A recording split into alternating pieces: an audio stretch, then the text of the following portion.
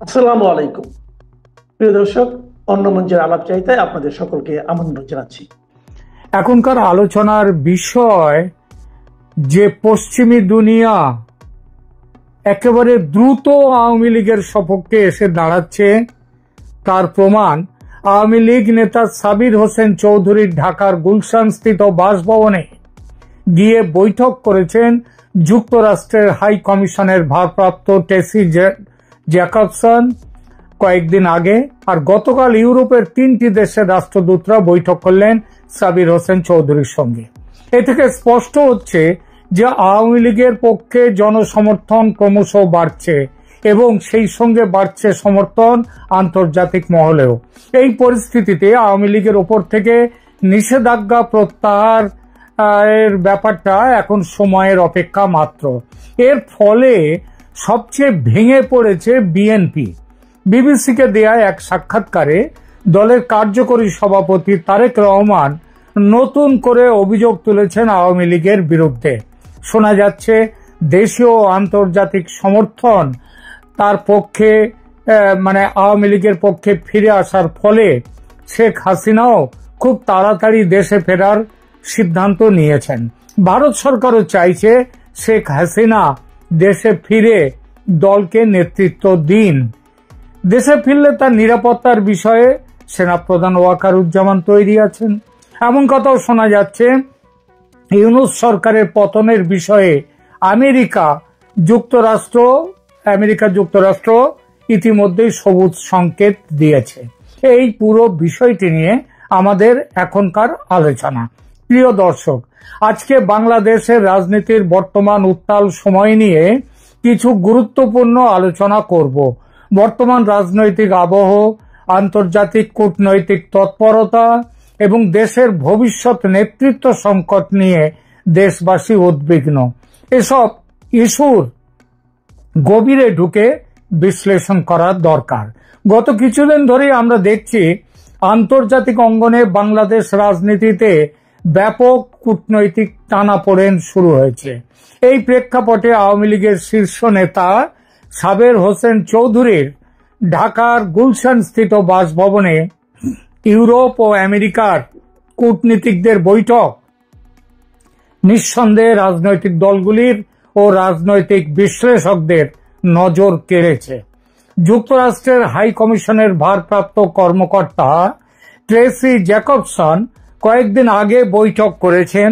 এরপর ইউরোপের 3 রাষ্ট্রদূতও 3টি দেশের একদিন আগে বৈঠক করেছেন। আমাদের কাছে এমন খবরও আছে যে শুধু ঢাকায় সাবের হোসেন চৌধুরীর ওখানেই বৈঠক নয়, ভারতে থাকা আওয়ামী লীগ শীর্ষ নেতৃত্বের সঙ্গেও ভিডিও কলে কথা হয়েছে বিদেশি রাষ্ট্রদূতদের।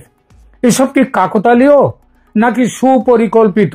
এ নিয়ে মাঠে ঘাটে সর্বত্র নানান আলোচনা শুরু হয়েছে। বিশ্লেষকরা মনে করছেন আন্তর্জাতিক মহলে আওয়ামী লীগের সমর্থন দ্রুত বাড়ছে। সম্প্রতি বিভিন্ন পর্যায়ে পশ্চিমা রাষ্ট্রদূতদের সঙ্গে আওয়ামী লীগের ঘন ঘন বৈঠক, নিষেধাজ্ঞা প্রত্যাহারের বিষয়ে গোপন মহড়া ও আলোচনা সব মিলিয়ে সোচ্চার হয়ে উঠেছে আন্তর্জাতিক মহল। এর অনেকটাই গত বছর জুলাইতে যে ভুল তারা করেছেন, যে অন্যায় তারা করেছেন, সেই অন্যায় থেকে, ভুল থেকে বেরিয়ে আসার চেষ্টাও। যুক্তরাষ্ট্র সমেত পশ্চিমা বিশ্ব আওয়ামী লীগের প্রতি তাদের দৃষ্টিভঙ্গি যে দ্রুত বদলাচ্ছে, অন্তত সাম্প্রতিক ঘটনা প্রবাহ তার সুস্পষ্ট ইঙ্গিত বহন করে। আওয়ামী লীগের ওপর থেকে পশ্চিমা বিশ্ব নিষেধাজ্ঞা প্রত্যাহার করতে যে যাচ্ছে সেটা এখন আর গোপন নয়। কদিন আগে ইউনাইটেড নেশনস পর্যন্ত প্রকাশ্যে বিবৃতি দিয়েছে যে আওয়ামী লীগকে নিয়ে ভোট করতে হবে, আর সেটা করতে গেলে নির্বাচন ঘোষণার আগেই দলের ওপর থেকে নিষেধাজ্ঞা প্রত্যাহার করতে হয়।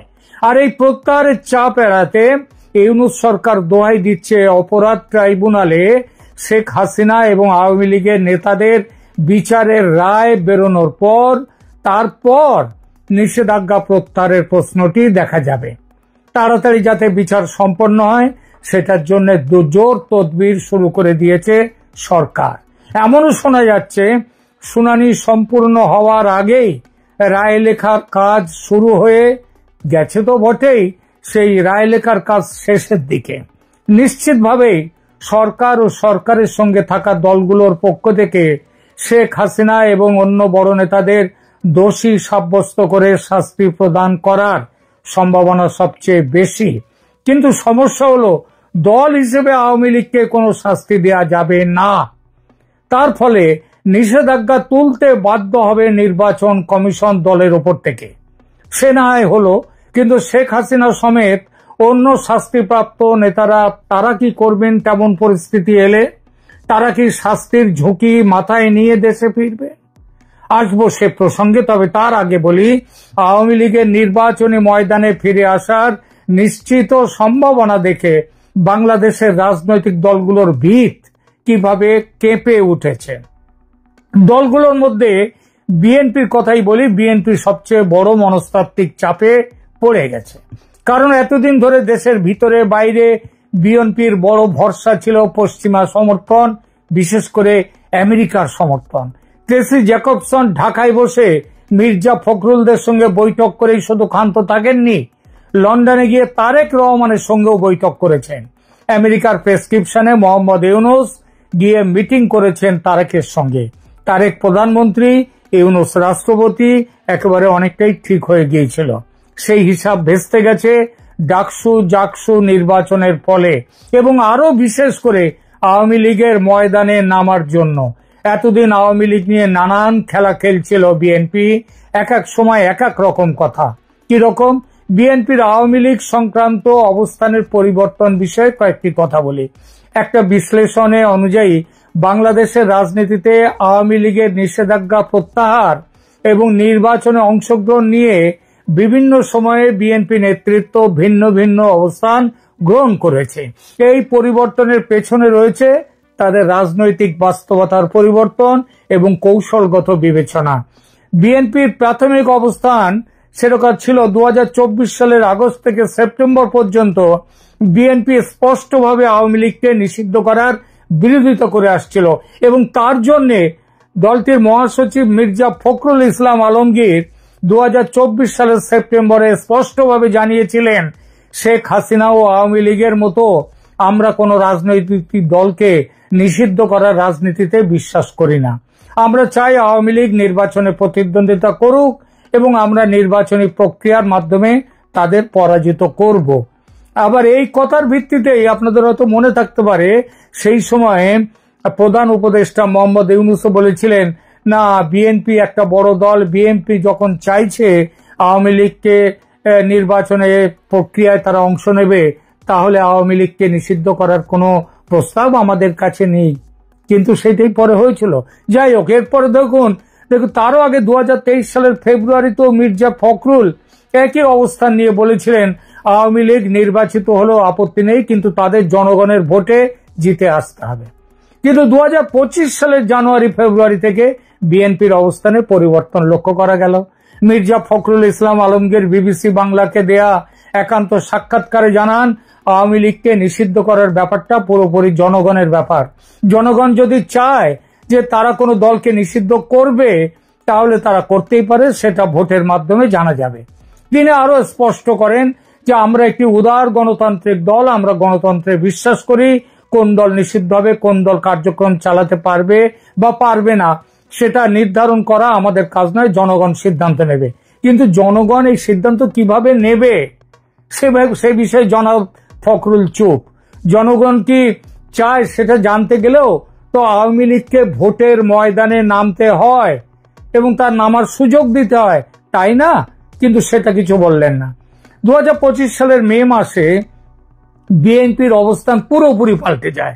মির্জা ফখরুল ইসলাম, সেই একই মির্জা ফখরুল ইসলাম আলমগীর তখন বলেন, আমরা খুশি যে অন্তর্বর্তী সরকার যদিও বিলম্বে অবশেষে মানবতা বিরোধী অপরাধের সাথে জড়িত ব্যক্তিদের দ্রুত ও নিরবিচ্ছিন্ন বিচার নিশ্চিত করতে ফ্যাসিবাদী আওয়ামী লীগ ও তার অনুষঙ্গী সংস্থাগুলোর কার্যক্রম বন্ধ করার পদক্ষেপ নিয়েছে।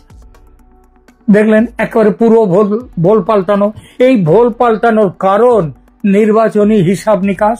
আওয়ামী লীগ নিষিদ্ধ থাকলে বিএনপি একক সংখ্যাগরিষ্ঠতা পাবে, এই ছিল বিশ্বাস। 2025 সালের অক্টোবরে তারেক রহমানের এই দুদিন আগে সাক্ষাৎকারে দেখা যায় বিএনপি এখন আওয়ামী লীগের নেতাদের বিচারের পক্ষে। তিনি বলেছেন, যদি তারা অপরাধী হিসেবে দোষী সাব্যস্ত হয় তাহলে আওয়ামী লীগ কিভাবে নির্বাচনে প্রতিদ্বন্দ্বিতা করতে পারে। পাল্টা প্রশ্ন করাই যায়, আওয়ামী লীগের ফ্যাসিস্ট পরিচয় ও অত্যাচার যে অভিযোগ আপনারা করেন, সে অভিযোগটা কি এই কয়েক মাস আগেও ভুলে গিয়েছিলেন? তাহলে তখন কেন নিষেধাজ্ঞার বিপক্ষে ছিলেন আপনারা? কারণ একটাই, আওয়ামী লীগ শেষ হয়ে গিয়েছে ভেবেছিল তারা, এবং এত তাড়াতাড়ি যে আওয়ামী লীগ ঘুরে দাঁড়াবে সেটা ভাবেনি কেউ। এখন ঘুরে দাঁড়াতেই উল্টো কথা বলতে শুরু করেছে, তাই নিষেধাজ্ঞা চায়। বিএনপির এই অবস্থানগত পরিবর্তন দেখায় যে দলটি কিভাবে রাজনৈতিক সুবিধা মতো তার নীতিগত অবস্থান পাল্টে নিয়েছে। প্রথমে গণতান্ত্রিক মূল্যবোধের দোহাই দিয়ে আওয়ামী লীগের নির্বাচনের অধিকারের পক্ষে থাকলেও পরবর্তীতে রাজনৈতিক বাস্তবতা ও নির্বাচনী স্বার্থে আওয়ামী লীগের নিষেধাজ্ঞার পক্ষে অবস্থান নিয়েছে বিএনপি। এই পরিবর্তন বাংলাদেশের রাজনীতিতে নীতিগত সুবিধাবাদের একটি উদাহরণ। যে আমেরিকা ও পশ্চিমী দুনিয়া কিছুদিন আগেও মনে করছিল ইসলামী জঙ্গিবাদের কবল থেকে বাংলাদেশকে রক্ষা করতে বিএনপিকে সমর্থন করা জরুরি, তারা বুঝেছে হয়তো তার পেছনে ডাকসু এবং জাকসু নির্বাচনেরও কিছু ফল আছে। তারা বুঝেছে যে বিএনপি আসলে নীতিহীন একটি দল। সবচেয়ে বড় কথা, বাংলাদেশের আগামী নির্বাচন ফ্যাসিবাদ বা বনাম গণতন্ত্রের লড়াই যতটা, তার চেয়ে অনেক বেশি হলো ৭১ বনাম ২৪-এর লড়াই। সহজ করে বলা যায়, মুক্তিযুদ্ধ পক্ষ বনাম মুক্তিযুদ্ধ বিপক্ষ। প্রথম পক্ষ অর্থাৎ মুক্তিযুদ্ধের পক্ষ মানে আওয়ামী লীগ। বিএনপি তার মুক্তিযুদ্ধের পক্ষের পরিচয় পুরো হারিয়ে ফেলেছে। এটা ওই ফজলুর রহমান সাহেবের তার যে এখন পরিস্থিতি তিনি যা বলছেন তা থেকেই বোঝা যায়। এবং মুক্তিযুদ্ধের বিরোধী পক্ষের নেতৃত্বে সেখানে জামায়াতে ইসলামী। ফলে একুল ওকুল দুকুল গেছে বিএনপি কোনো দিকেই নেই। তাই আওয়ামী লীগকে নির্বাচনের ময়দান থেকে বাইরে রাখার বিষয়ে বিএনপি এখন এত সোচ্চার, যেটা কিন্তু জামায়াতে ইসলামীও নয়। কিন্তু লাভ কিছু হবে না তাতে, কারণ স্রোতের বিপরীতে সাঁতার কাটার শক্তি ও সাহস কোনোটাই নেই বিএনপি। স্রোত এখন আওয়ামী লীগের পক্ষে। আর এই পরিস্থিতিতে উজ্জ্বল হয়ে উঠেছে শেখ হাসিনার দেশে ফেরার সম্ভাবনা।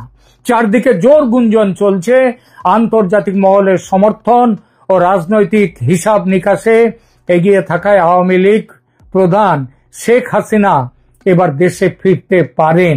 শেখ হাসিনা সম্প্রতি একাধিক অডিও ভিডিও মেসেজে নিজে বলেছেন সে কথা, যে সেটা তিনি বলেছেন যে তিনি দেশে ফিরবেন। সুতরাং আর ভারতও চায় যে তার স্বার্থে শেখ হাসিনা নেতৃত্বে থাকুন, সেটা ভারতের কূটনৈতিক তৎপরতায় পরিষ্কার। এটা অবশ্য একা ভারতের স্বার্থ নয়, বরং পারস্পরিক স্বার্থ ভারত ও বাংলাদেশের দুজনেরই। ভারতের জন্য গুরুত্বপূর্ণ সীমান্ত নিরাপত্তা, সেভেন সিস্টার্স, সেখানকার শান্তি, আভ্যন্তরীণ স্থিতিশীলতা, জঙ্গি মুক্ত বাংলাদেশ, ব্যবসায়িক সংযোগ ও সুপ্রতিবেশীর কূটনীতি। আর বাংলাদেশের স্বার্থ এগুলোর সাথে সাথেও আছে, বড় স্বার্থ আছে তাদের নদী জল বন্টন এবং সহজ যোগাযোগ ব্যবস্থা। শোনা যাচ্ছে শেখ হাসিনা এলে তার নিরাপত্তা নিয়ে সেনাবাহিনীর বর্তমান প্রধান ওয়াকারুজ্জামান প্রস্তুত আছেন। এই বিষয়ে ভারত প্রয়োজনীয় ব্যবস্থা ইতিমধ্যে নিয়েছেন বলে খবর। সংবেদনশীল এই মুহূর্তে সেনা নাগরিক সমন্বয়ই দেশের স্থিতিশীলতার সবচেয়ে বড় প্রয়োজন। আর এই নতুন পরিস্থিতিতে আলোচনায় উঠে এসেছে ইউনূস সরকারের পতনের সম্ভাবনা। প্রেসিডেন্ট ট্রাম্পের সৌজন্যে ক্ষমতায় টিকে আছেন ইউনূস, এ ব্যাপারে কারো কোনো সন্দেহ নেই। এর পেছনে ছিল কিছু দেনা পাওনার হিসাব। ট্যারিফ প্রশ্নে মীমাংসা হয়ে যাওয়ার পর এবং ওইসব বিমান টিমান কেনা, চীন থেকে অস্ত্র নেওয়া হবে না, সব অস্ত্র কিনতে হবে আমেরিকা থেকে, এইসব বড় ব্যবসায়িক চুক্তি হয়ে যাওয়ার পর সেগুলো এই সব সুবিধা আদায় করে নেওয়ার পর ট্রাম্পের কাছে মোহাম্মদ ইউনূসের প্রয়োজন যে ফুরিয়েছে, সেটা ইউনূস সাহেব নিজেও বুঝেছেন। নিউ ইয়র্কে জাতিসংঘের সাধারণ সভায় গিয়ে তার জ্ঞান হয়েছে। পাকিস্তানের প্রধানমন্ত্রী ও সেনাপ্রধানের সঙ্গে 1 ঘন্টা 22 মিনিট বৈঠক করেছেন ট্রাম্প, তার ভাইস প্রেসিডেন্ট জেডি ভান্স, তার পররাষ্ট্র সচিব সেক্রেটারি যিনি মার্কো রুবিও। কিন্তু বহু চেষ্টার পরেও ট্রাম্প দূরে থাকুন, তার প্রশাসনের কোনো বড় কর্তার সঙ্গে বসার সুযোগ পাননি ডক্টর মোহাম্মদ ইউনূস। এই শীতল ব্যবহার সংকেত দেয় ইউনূসের প্রয়োজন ফুরিয়েছে আমেরিকার কাছে। খবর পাচ্ছি Tracey Ann Jacobson Awami League নেতাদের কাছে প্রস্তাব দিয়েছেন সমঝোতার, এবং আওয়ামী লীগ নাকি পুরো সমঝোতা না মানলেও বেশ কিছুটা মেনে নিয়েছেন, এবং বেশ কিছু দাবি থেকে আমেরিকাও নেমে এসেছে, পিছিয়ে এসেছে। এখনো পুরো সমঝোতা হয়নি, তবে কথাবার্তা চলছে। এই প্রস্তাবের বিশদ বিবরণ বাইরে আসেনি বটে, তবে আলোচনা যে হয়েছে ও হচ্ছে সেটা পরিষ্কার। আলোচনা চলছে ইউনূস সরকার, যাদের নেতৃত্বকে অনেকে পশ্চিমা সমর্থিত অন্তর্বর্তী ব্যবস্থা বলে মনে করেন, সেই ইউনূস সরকারের টিকে থাকা নিয়ে। আমেরিকার সবুজ সংকেত কথাটি বারবার আসছে, অর্থাৎ ইউএস চাইছে না ইউনূস সরকার আর ক্ষমতায় থাক। ভারত ও আমেরিকার কাছে আওয়ামী লীগের পক্ষ থেকে বলে দেওয়া হয়েছে কোনো অবস্থাতেই ইউনূসের অধীনে নির্বাচন করা যাবে না। সে দাবি প্রাথমিকভাবে মেনেও নেওয়া হয়েছে আন্তর্জাতিক শক্তিগুলো। বাকি আছে সেই দাবি বাস্তবায়নের কাজ। সে কাজে যে দেরি হবে না বলাই বাহুল্য। যদিও আন্তর্জাতিক সমর্থনের বাস্তবতা অনেক জটিল, শুধু একক রাষ্ট্রের সিদ্ধান্তে রাজনীতির মোড় ঘুরে যায় না। তথাপি দেশের অভ্যন্তরীণ পরিস্থিতি, জাতীয় নিরাপত্তা এবং জনগণের প্রত্যাশাকে গুরুত্বের সঙ্গে বিবেচনা করে বলা যায়, বাংলাদেশ বিষয়ে সমস্ত আন্তর্জাতিক মহল এখন একমত যে অতি দ্রুত একটি কেয়ারটেকার সরকার গঠন করে তার অধীনে ফ্রি, ফেয়ার অ্যান্ড ইনক্লুসিভ ইলেকশনের মাধ্যমে ক্ষমতা যাক একটি নির্বাচিত সরকারের কাছে, যে সরকার গঠিত হবে মানুষের ইচ্ছা অনুযায়ী। মৃত্যু ছাড়া উপদেষ্টাদের কোনো সেফ এক্সিট নাই। সাবের হোসেন চৌধুরী কি রিফাইন্ড আওয়ামী লীগ নিয়ে আসছেন, নাকি মূল আওয়ামী লীগেরই সমন্বয় সাধন করছেন? সাবের হোসেন চৌধুরী নিয়ে আমি গতকালকেও বিশেষ করে কূটনীতিকদের সাথে বৈঠক পরবর্তী গতকালকেও একটি কন্টেন্টে কথা বলেছে, কিন্তু গতকাল থেকে আজকে পর্যন্ত পরিবর্তিত পরিস্থিতিতে আবারও কথা বলবার প্রয়োজন মনে করছি। এজন্যই কথা বলতে এলাম। সবার আগে জানা দরকার যে সাবের হোসেন চৌধুরী বাংলাদেশ আওয়ামী লীগ মনোনীত 5 বারের সংসদ সদস্য এবং সাবেক মন্ত্রী, বাংলাদেশ ক্রিকেট বোর্ডের সাবেক সভাপতি। সাবের হোসেন চৌধুরী 1996 সালে মাত্র 35 বছর বয়সে রাজনীতিতে আসেন।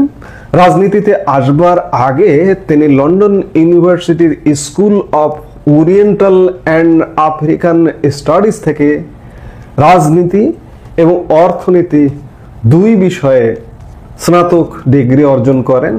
এছাড়াও তিনি ওয়েস্টমিনিস্টার বিশ্ববিদ্যালয় থেকে আইন বিষয়ের উপর ডিপ্লোমা লাভ করেন এবং যুক্তরাজ্যের বারে প্রবেশের জন্য একাডেমিক পর্যায়ে সম্পন্ন করে তিনি আসলে দেশে ফেরেন।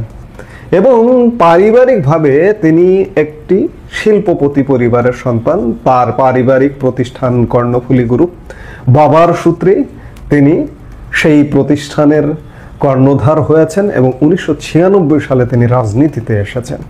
এবং রাজনীতিতে এসে তিনি যেভাবে আসুন, তিনি নিজের চেষ্টায় আসুন কিংবা তাকে আনা হোক, যেভাবেই আসুন, তিনি 96 সালে রাজনীতিতে এসেই 96 সালেই সংসদ সদস্য হয়েছেন, ক্রিকেট বোর্ডের প্রেসিডেন্ট হয়েছেন এবং উপমন্ত্রী হয়েছেন। এরপরে 2001 সালে আওয়ামী লীগের ছন্দপতন এবং সাবের হোসেন চৌধুরীও সেই সময় সংসদ সদস্য নির্বাচিত হতে পারেননি। 2001 থেকে 2008 সাল আওয়ামী লীগের জন্য একটা কঠিন সময় ছিল বিএনপি জামাতের ষড়যন্ত্রের মুখে, এবং সেই ষড়যন্ত্রকালে সাবের হোসেন চৌধুরী আওয়ামী লীগ প্রধান শেখ হাসিনার রাজনৈতিক সচিব ছিলেন।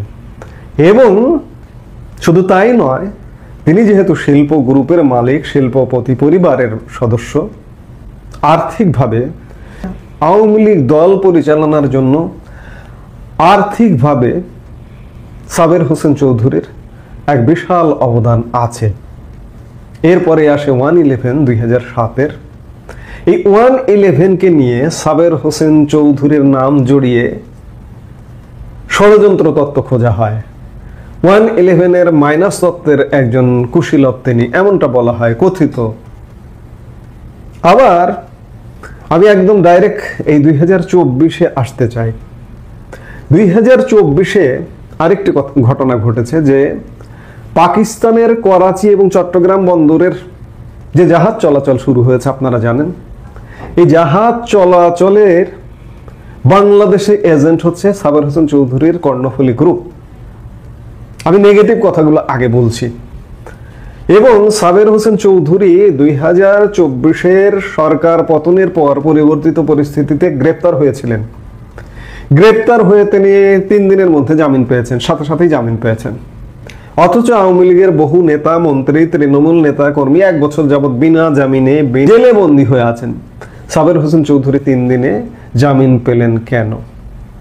এখন অনেকে নানা রকম ষড়যন্ত্র খুঁজবার চেষ্টা করেন যে সাবের হোসেন চৌধুরীর সাথে পাকিস্তানি কানেকশন আছে। অনেকে ষড়যন্ত্র খুঁজবার চেষ্টা করেন সাবের হোসেন চৌধুরী এত দ্রুত জামিন পেলেন কেন। আবার 1/11 ষড়যন্ত্র খোঁজে, যার দরুন যে সাবের হোসেন চৌধুরী 2001 থেকে 8 সাল পর্যন্ত আওয়ামী লীগ প্রধান শেখ হাসিনার রাজনৈতিক সচিব ছিলেন এবং আওয়ামী লীগের বড় ডোনার ছিলেন, দাতা ছিলেন, সেই সাবের হোসেন চৌধুরী কিন্তু আপনি 2009 সালে যে আওয়ামী লীগ ক্ষমতায় এসেছিল, আসবার পরে আওয়ামী লীগে কিন্তু সেইভাবে মূল্যায়িত হননি। কারণ হচ্ছে তারকে মূল্যায়ন করবার আগে আওয়ামী লীগের একদল লোক নেত্রীর কান ভারী করেছেন যে উনি 1/11-এর সঙ্গে ছিলেন, উনি 1/11-এর সংস্কারপন্থী। এবং আজকেও 3 কূটনীতিক যখন সাবের হোসেন চৌধুরীর সাথে বৈঠক করলেন, তখন আজকেও নানা গাল গল্প ফেসবুকে, সামাজিক যোগাযোগ মাধ্যমে রচনা করা দেখছি। সাবের হোসেন চৌধুরী সাকা চৌধুরীর খালাতো ভাই, সাবের হোসেন চৌধুরীর ভাই সাইদ হোসেন চৌধুরী বিএনপি থেকে নির্বাচন করেছেন, ইত্যাদি নানান প্রপাগান্ডা। এখন আসুন যে সাবের হোসেন চৌধুরীর সঙ্গে 3 কূটনীতিক বৈঠক করছেন, সাবের হোসেন চৌধুরী কি নিজে দায়িত্ব নিয়ে এই বৈঠকটা করছেন? তিনি কি রিফাইন্ড আওয়ামী লীগ গঠন করতে চান? বাস্তবতা হলো রিফাইন্ড আওয়ামী লীগ বাংলাদেশে হবে না। অতীতেও দেখা গেছে যে এগুলো হয়নি। 75 পরবর্তী সময়ে আওয়ামী লীগের কয়েকটি ডালপালা বেরিয়ে এসেছিল। ডালপালাগুলো কি এখন আছে, অস্তিত্ব আছে? নেই। সাবের হোসেন চৌধুরী নিশ্চয়ই জানেন যে কোনো রিফাইন্ড আওয়ামী লীগের বাংলাদেশে হবে না। শেখ হাসিনার বাইরে কোনো আওয়ামী লীগ হবে না, সেটি তিনি করবেন না, করার কথা নয়। আরেকটি জিনিস যে শেখ হাসিনার কনসেন্ট ছাড়া তিনি কি কূটনীতিকদের সাথে বৈঠক করেছেন? যদি করেন তাহলে, কিংবা যদি ষড়যন্ত্র হয়, তাহলে আপনারা ইতিমধ্যে সংবাদ মাধ্যমের কল্যাণেও জেনেছেন যে এই যে কূটনীতিকরা সাবের হোসেন চৌধুরীর সঙ্গে সাক্ষাৎ করতে গেলেন, এত গোপনীয়তার সাথে কেন? খুব গুরুত্বপূর্ণ 3টি দেশের রাষ্ট্রদূত, তারা নিজেদের স্ব গাড়িতে ফ্ল্যাগ উঁচিয়ে তো যেতে পারতেন। তারা গোপনে এক গাড়িতে 3 জন কূটনীতিক সাবের হোসেন চৌধুরীর বাড়িতে কেন গেলেন? আওয়ামী লীগ যেহেতু প্রজ্ঞাপন জারি করে কার্যক্রম নিষিদ্ধ, এই জন্যই সরকারের চোখ ফাঁকি দিয়ে তারা নীরবে নিভৃতে গেছেন। এই বৈঠকটা খবরে সরকারের মধ্যে কিন্তু ইতিমধ্যে তোলপাড় শুরু হয়ে গেছে এবং সরকার সমর্থক যারা, সরকারপন্থী যারা, তাদের মধ্যে থরকম্প শুরু হয়ে গেছে। অথচ আওয়ামী লীগেরই কিছু মানুষ, আওয়ামী লীগ সমর্থক, আমি খুব গুরুত্বপূর্ণ বিরাট নেতা এমন কিছু বলবো না, যে সোশ্যাল মিডিয়ায় আওয়ামী পন্থী যারা আওয়ামী লীগের পক্ষেই সবসময় লেখেন, কথা বলেন, তারা সাবের হোসেন চৌধুরীর সাথে বৈঠকটাকে একটা ষড়যন্ত্র তত্ত্ব খুঁজছেন। কেন ভাই, সবকিছুতে কেন ষড়যন্ত্র খুঁজতে হবে? বিষয়টাকে তো ইতিবাচক ভাবেও দেখা যেতে পারে। আজকে আমি সাবের হোসেন চৌধুরীর যোগ্যতার কথা বলেছি। যুক্তরাজ্যে পড়াশোনা করা, সুশিক্ষিত এবং ধনাঢ্য পরিবারের, বনেদি পরিবারের একজন সদস্য। তিনি 96 সালে রাজনীতিতে এসেছেন, এসেই আসলে অনেক কিছু পেয়েছেন। তখন থেকেই তার যোগ্যতাই পেয়েছেন, তার যোগ্যতা আছে বলেই তাকে নেত্রী এই জায়গাগুলো দিয়েছিলেন। 35 বছর বয়স তখন তার। 2001 সাল পর্যন্ত তার বয়স 40 বছর, একদম তরুণ বলা যায়। এই তরুণকে শেখ হাসিনা নানা রকম দায়িত্ব দিয়েছিলেন। এই দায়িত্ব দেওয়াটা আওয়ামী লীগের অনেকের তখনও পছন্দ হয়নি, এবং আজকে যখন সাবের হোসেন চৌধুরীর সঙ্গে কূটনীতিকরা বৈঠক করছেন, আজকেও পছন্দ হচ্ছে না। কেন পছন্দ হয় না? সাবের হোসেন চৌধুরী সুশিক্ষিত, বনেদি পরিবারের, বরঞ্চ আওয়ামী লীগকে তিনি আরো দিতে পারেন। আওয়ামী লীগ থেকে লুটপাট করার কিছু নেই, দেশের কোনো গুরুত্বপূর্ণ দায়িত্ব থেকেও তার লুটপাট করবার প্রয়োজন নেই। এইটা আওয়ামী লীগের হয়তো একটা শ্রেণীর, যারা শিক্ষায় দীক্ষায় কম, ধন সম্পদে কম, আওয়ামী লীগকে দিতে পারবেন না, তাদের চোখ টাটাচ্ছে। এই চোখ টাটানোর কারণে আজকে আবারও সাবের হোসেন চৌধুরী এই সমন্বয়টা কেন করছেন, তার পেছনে লাগতে হবে। এই লাগা থেকে সোশ্যাল মিডিয়ায় ব্যাপকভাবে লেখাজোখা হচ্ছে। এই পেছনে লাগালাগির কারণে আজকে আওয়ামী লীগ 14-15 মাস হয়ে গেছে, ফিরছে না কেন, ফিরতে পারছেন না কেন? আওয়ামী লীগের ভেতরেই সমস্যা আছে। আওয়ামী লীগ ফেরার জন্য বাইরের সমস্যার চাইতেও ভেতরে বেশি সমস্যা। এর পেছনে ওর লেগে থাকা, ওর পেছনে ওর লেগে থাকা। আমি বলবো যে সাবের হোসেন চৌধুরী তো একজন যোগ্যতম মানুষ। যোগ্যতম মানুষকে আওয়ামী লীগ কি ধারণ করতে পারবে না? আপনি যদি গত অন্ততপক্ষে 1 দশক দেখেন, আওয়ামী লীগের বহু ডার্ক সাইটে নেতা, জাত নেতা, তারা কিন্তু আওয়ামী লীগ থেকে বের হয়ে চলে গেছে, বের করে দেওয়া হয়েছে ষড়যন্ত্রের অংশ হিসেবে। তোফায়েল আহমেদ, আমির হোসেন আমু বা এই ধরনের নেতাদেরকে আওয়ামী লীগ থেকে বহু আগে সাইড লাইনে পাঠিয়ে দেওয়া হয়েছে, উপদেষ্টা পরিষদে পাঠিয়ে দেওয়া হয়েছে।